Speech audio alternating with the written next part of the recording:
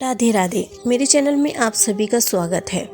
पौष अमावस्या की आप सभी को हार्दिक शुभकामनाएं। पौष अमावस्या कृष्ण पक्ष की अमावस्या तिथि को पौष अमावस्या कहा जाता है। पौष अमावस्या के दिन पवित्र नदियों में स्नान और दान करने की परंपरा होती है। ऐसा करने से पितरों की आत्मा को शांति मिलती है। ध्यान रखें, व्रत इसका अगर करना चाहे तो करना चाहिए और व्रत के बाद कथा अवश्य सुननी चाहिए, क्योंकि कोई भी व्रत बिना कथा के अधूरा माना जाता है। पौष माह में पड़ने की वजह से यह अमावस्या विशेष लाभदायी और शुभ मानी जाती है। इस दिन व्रत या उपवास रखने से और पूजा अर्चना करने से कई गुना अधिक फलों की प्राप्ति होती है। इस दिन भगवान विष्णु का पूजा पाठ करके भजन कीर्तन करने की परंपरा भी है। अमावस्या के दिन निर्धनों व जरूरतमंदों को दान दक्षिणा देने से पाप की मुक्ति होती है।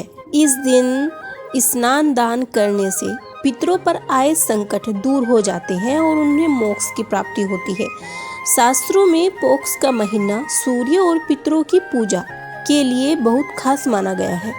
इस दिन भगवान कृष्ण की पूजा करने और गीता का पाठ करने की भी मान्यता है। चलिए आपको पौष मास में पड़ने वाली इस अमावस्या की कथा सुनाते हैं। एक गरीब ब्राह्मण की सुंदर, गुणवान और संस्कारी बेटी थी, लेकिन उसका विवाह नहीं हो पा रहा था।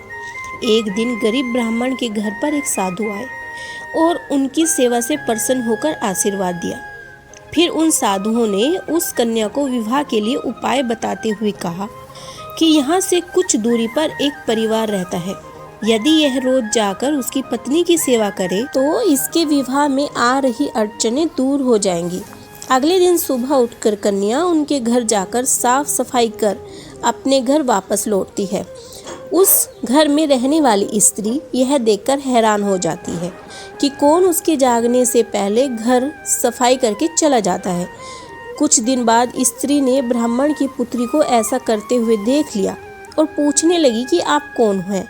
तब कन्या ने उसे साधु द्वारा बताई गई सारी बातें बताई। उस स्त्री ने कन्या की सच्चाई और सेवा से खुश होकर उसे शीघ्र विवाह होने का आशीर्वाद दिया। लेकिन जैसे ही उन्होंने कन्या को आशीर्वाद दिया, उनके पति की मृत्यु हो गई। फिर उन्होंने उनसे हार नहीं मानी और आंगन में लगे हुए पीपल के पेड़ की 108 परिक्रमा करके भगवान विष्णु से उनके पति का जीवन लौटाने की प्रार्थना की। उस दिन पौष अमावस्या थी। भगवान की कृपा से उसका पति फिर से जीवित हो गया। ऐसी मान्यता है कि जो व्यक्ति इस पौष अमावस्या के दिन स्नान दान करके पीपल की परिक्रमा करता है, उसकी सभी मनोकामनाएं पूरी होती हैं। आप सभी को भी साल की पहली अमावस्या की हार्दिक शुभकामनाएं। आज की वीडियो आपको कैसी लगी कमेंट में ज़रूर बताएं। मिलते हैं नेक्स्ट वीडियो में। आप सभी को राधे राधे।